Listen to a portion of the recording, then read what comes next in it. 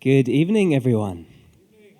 Evening over here as well. Lovely to see you all. So my name is Ian. For those who I haven't met before, I go to the Kingsgate morning service usually along with my wife Candice and my one-year-old son Zachary. They chose to watch the football this evening instead of being here to support me, but that's fine. That's fine. And with all of you lovely people, thank you for coming along.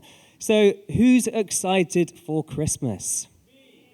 Keith Gate School. Anyone else?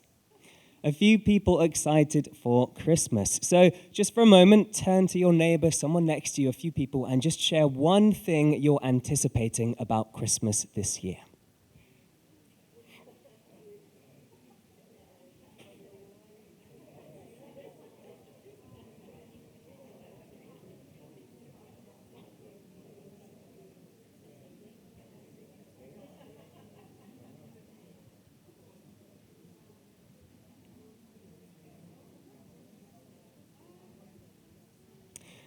Okay, thank you very much. That's lots of anticipation, lots of people excited about Christmas. I think we have something like 20 days to go, so not long at all. So for me, when I was growing up, Christmas was a really big deal, and the excitement would just build and build well before December struck. And by the time December arrived and I opened my Advent calendar, I would be just bursting at the seams waiting for Christmas. And then you see the excitement builds and builds. I don't know if this is anything like you, but I found that each day as Christmas got nearer, I just couldn't wait. I couldn't wait for the festivity. I couldn't wait for the Christmas tree, for the lights, for the gifts. The gifts were a big thing for me growing up. And by the time it reached Christmas morning, I could hardly wait. And you see, I would be so excited, I'd wake up at about 4 a.m. And this happened, a few knowing nods, this happened so many years in a row that I had to come to a bargain, an agreement with my parents. And eventually we decided that once 6 a.m. struck, I could finally open my stocking. So of course, Christmas Day arrives, I wake up, it's 4 a.m., and I think, I am never going to survive the next 2 hours. How on earth do I survive this long wait? And then eventually the time would pass, and I'd always, of course, have a sneaky look over the bed just to check that the presents were there, the stocking, and I was very honest. I wouldn't open them in advance. I'm still honest, I hastily add. And I'd wait until 6 a.m., and then I'd tear into my stocking, and the day would begin. And it would be this amazing day with that Christmas lunch, and we'd come to church, and just all of that magic that comes with Christmas. It was just an amazing time. So today, we're looking at a story of anticipation as well. And the Gospel of Luke starts with quite a surprising story. You have this angel who comes and tells of an unexpected, a miraculous birth, the birth of a son. And the angel visits this family you'd never expect, and then this event changes the course of history and ends in great joy. You might be thinking you've either heard this one before, or maybe you've acted this one out yourself. So for me, the very pinnacle of my acting career was playing shepherd number 3 in the school play. And it was marginally better than being a sheep, but I think I did a fairly good job. There I was in my dad's dressing gown. I had a tea towel on my head, looking the part, and I was a wonderful shepherd number 3. But the story Luke starts with is not the story of Jesus. Gasps around the room, shock. It is not Jesus. I know in church the answer is usually Jesus. On this occasion, it isn't. So Luke actually starts his gospel with a story that parallels the birth of Jesus. And he does this because it's this warm-up act. He's saying something big is just around the corner. Something big is coming, and I want to warm up your hearts and your minds for something that's about to happen. And he sets the scene from the very first verse. You see, he says, many people have tried to write about something that's finally been fulfilled, something that this ancient promise that's finally come to pass.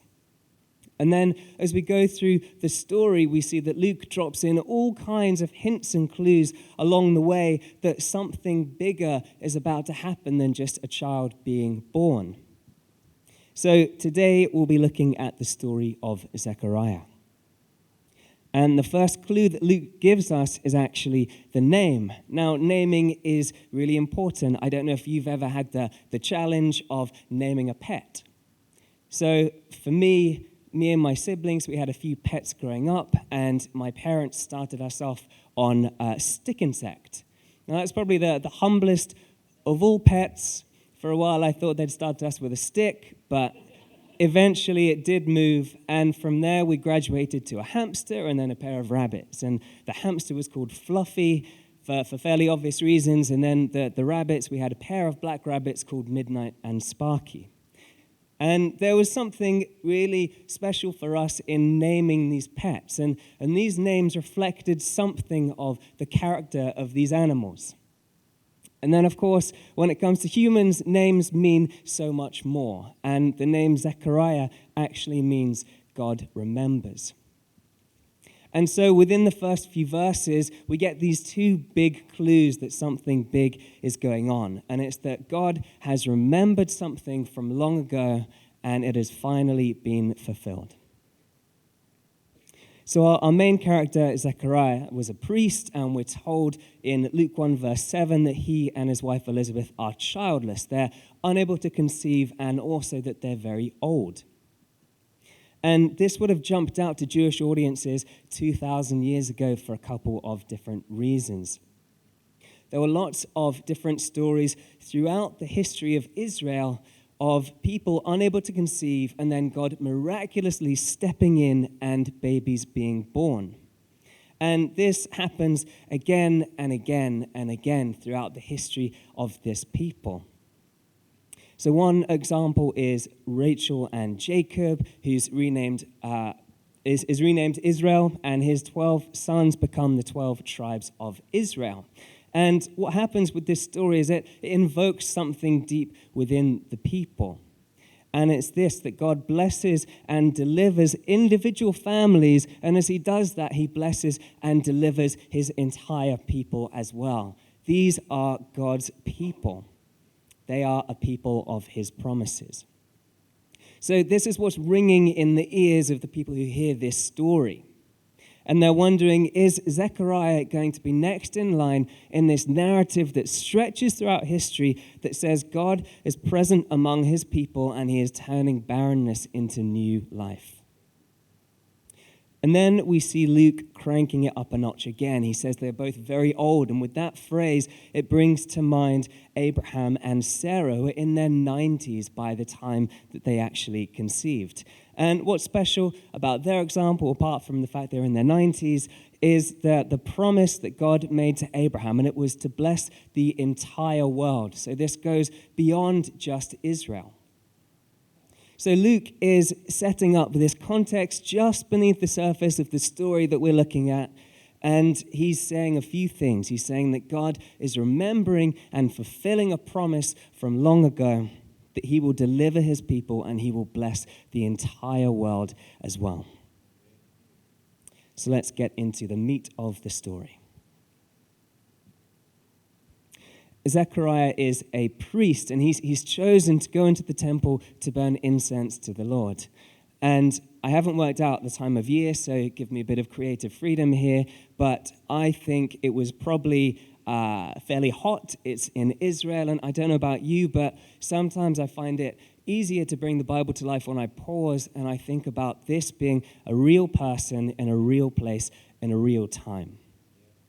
So we have our protagonist, our main character, Zechariah, and it's hot, and he's wearing his robes. Perhaps they're rubbing a bit on his neck, and he's making his way towards the temple.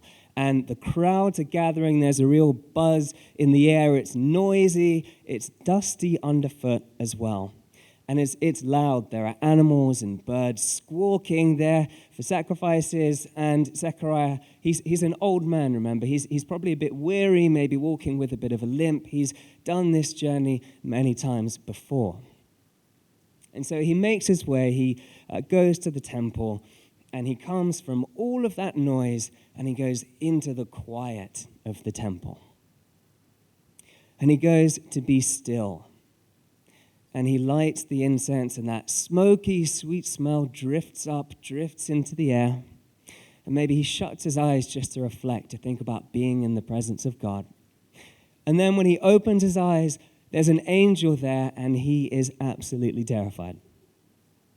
So we pick up in Luke 1, verse 13. The angel says, "Do not be afraid, Zechariah. Your prayer has been heard. Your wife Elizabeth will bear you a son, and you are to call him John. He will be a joy and a delight to you, and many will rejoice because of his birth, for he will be great in the sight of the Lord." And then we jump down to verse 17. "And he will go on before the Lord in the spirit and power of Elijah, to turn the hearts of the parents to their children and the disobedient to the wisdom of the righteous, to make ready a people prepared for the Lord." And let's dissect that a bit. So God has heard Zechariah's prayer, and the angel says that he'll have a son, a miraculous son, a little boy of his own, and he'll call him John.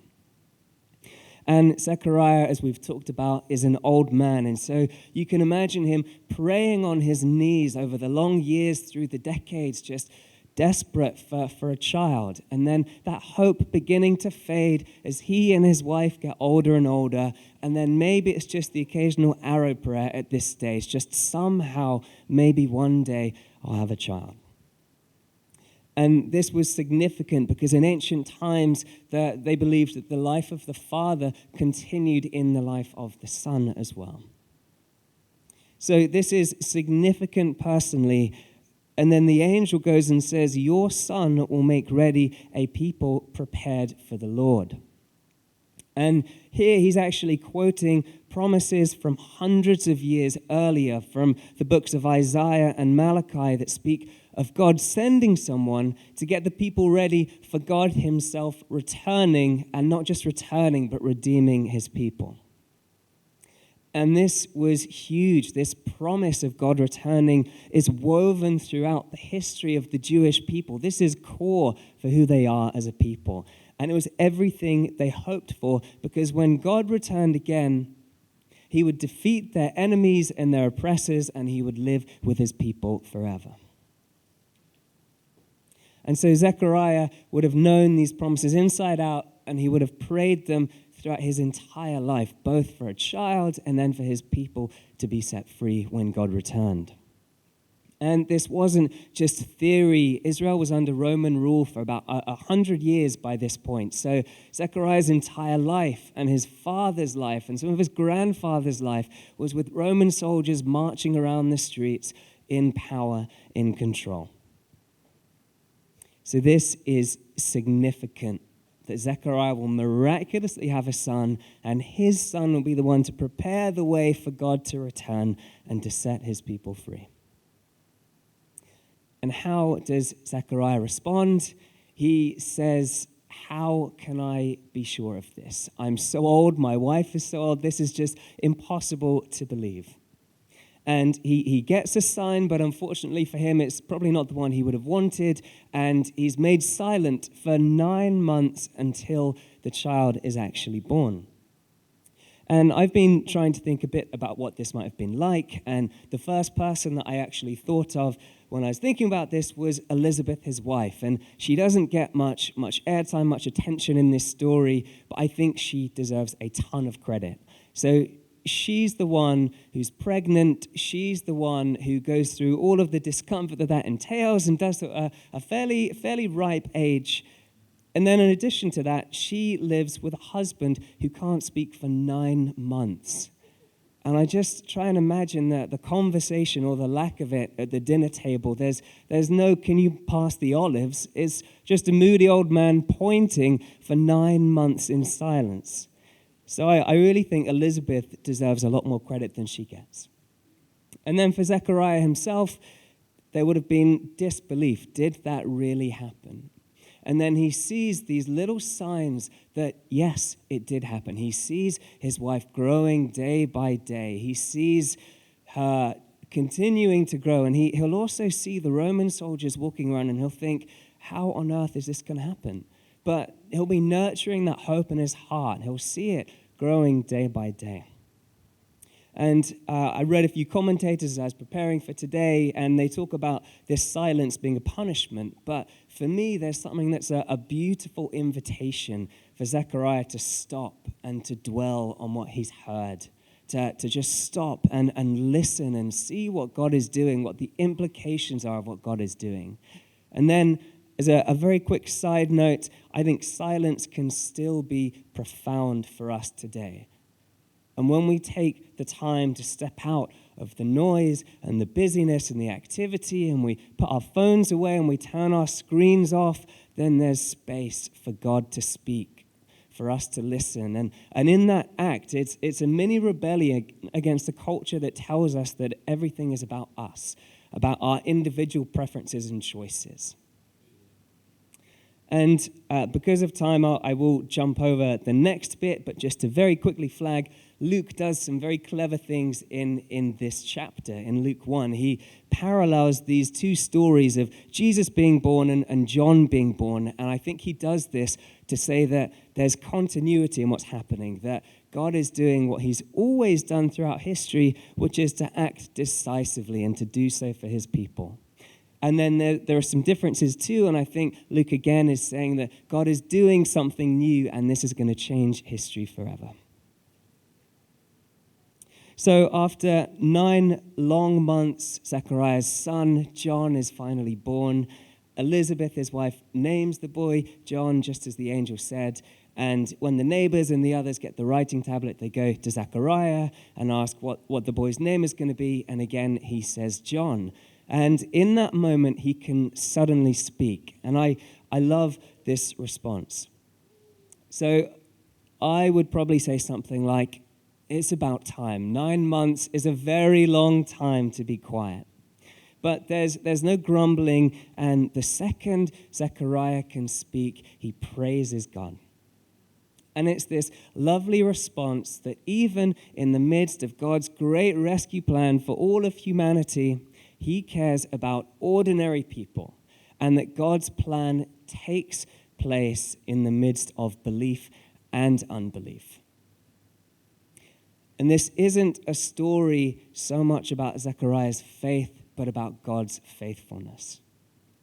And we see this beautiful act of Zechariah moving from silence to song. And as he's filled with the Holy Spirit, he sings out this beautiful prophecy. And it's in Luke 1, verse 68, if you want to read along. He says, "Praise be to the Lord, the God of Israel, because he has come to his people and redeemed them. He has raised up a horn of salvation for us in the house of his servant David, as he said through his holy prophets long ago. Salvation from our enemies, from the hand of all who hate us, to show mercy to our ancestors, and to remember his holy covenant, the oath he swore to our father Abraham, to rescue us from the hand of our enemies, and to enable us to serve him without fear, in holiness and righteousness before him all our days." So this song does a few things. It references King David, and by doing that, it's a throwback to this outrageous promise that God makes to David. And David comes to God and he says, "I want to build you a house, build you a temple." And then God turns around and says, "No, I'm going to build a house for you." It's just this incredible moment. And beyond that, it's not just God building a house, it's God saying that David's descendants will sit on the throne. One of his descendants will reign forever. And of course, he's referring to Jesus there. And then in the song, we see Abraham again. And that's another reference to these promises to Abraham, which is salvation from enemies and a blessing for the entire world. So this song from Zechariah knits together everything that we've been talking about this evening, about God fulfilling ancient promises to return, and about God redeeming his people. And then Zechariah addresses his son, and I love this moment. You can just imagine this older father holding his newborn son, 8 days old, in his hands. And For me, it's fairly easy to imagine my son was born just over a year ago, and he was tiny when he came out. And I remember holding him in my cupped hands, this fragile little bird, thinking, "You are so tiny." And Zechariah is doing this, and he's looking down, maybe with tears in his eyes, as he holds his son. And then he says his son will be called a prophet of the Most High. He will prepare the way for God. And then he follows that up with some of the most poetic verses in the New Testament. So from verse 77, he says, "To give his people the knowledge of salvation through the forgiveness of their sins, because of the tender mercy of our God, by which the rising sun will come to us from heaven, to shine on those living in darkness and in the shadow of death, to guide our feet into the path of peace." So his tiny boy, will grow up and will prepare the people ahead of God himself returning, God who sets his people free from oppression through the forgiveness of their sins. His love like the rising sun after the darkest night. And here Luke is referring to the main event, which comes right after this, which is the birth of Jesus. God's great rescue plan from the beginning of time in the form of a fragile baby, the fullness of God pleased to dwell in a newborn. And that, you see, is the great secret woven into this story and woven into the fabric of history itself. That God is faithful to his promises. He will never leave his people. And his plan is Jesus. And it's so different to what anyone would have expected to it. It wasn't Jesus marching into Jerusalem to conquer the Romans with an army behind him and swords raised. It was Jesus riding in on a donkey to die on a cross in a humiliating and painful way. But he rose again. He rose again 3 days later, and he defeated the devil and powers and principalities and sin and death in a way that no one saw coming. And in Zechariah's time, it didn't mean the end of Roman rule, but it did mean God's kingdom breaking in powerful ways, an eternity with God now. And for Zechariah, God worked through his doubt, through his waiting, and moved him from silence to song. So what does it all mean for us? I'm going to close. I'm coming into land now and just close with a story. So I went to Richmond Park fairly recently, and it was a terrible day to go to Richmond Park. The weather was awful. The rain was pouring down, and I arrived, and no one else was there. And I decided to go to Isabella Plantation. I don't know if any of you have been there before, but it's this walled-off area, and it has trees and shrubbery and ponds, and it's lovely. It really is. And I was walking there, and the rain was just drumming down on my hood, pounding on my hood, and the wind was buffeting my face. And I arrived at a pond, and I paused, and I saw these raindrops just falling on the surface of the water. And as the raindrop fell and landed on the surface, it sent out these ripples. And the more I watched, the more I could see just hundreds of raindrops falling on the surface, each one sending out ripples, so much so that the entire surface of the pond just looked alive, dancing with these ripples. And as I was thinking about this message, that picture came to mind. And it made me think about the promises of God being these raindrops that send out ripples throughout history. And when we pause and when we watch, when we see what God is doing, we can see that all of history is rippling with the promises of God. God is a God of promises fulfilled. His promises to Abraham, to David, to Zechariah, to Elizabeth, to us. And he opens his arms to us. He flings open the door to anyone who says, "Yes, Jesus, I believe." And we inherit those promises of redemption, of freedom, of God himself with us now. And then to summarize everything we've been saying this evening, just in a sentence, it would be this. One thing to take away, that we are a people of promise. We are a people of promise. And that's God's promises. And he is with us in the midst of the good and the bad, in times of doubt, in times of belief. And as we look forward to Christmas, we can see God's promises still sending out ripples 2,000 years later. So as you go about your week, as you start your days tomorrow, remember, we are a people of promise. I'll just pray to close. Father, we thank you so much for this evening. We thank you that you are here among us. We thank you that you are faithful to us, that you are a God of promises, and we are a people of promise because we are yours. And we pray that as we go out from here, as we go into our weeks, that we will know how close you are, how much you love us, how good you are to us. We thank you for your promises that we can hold on to, that we can cling on to. Amen.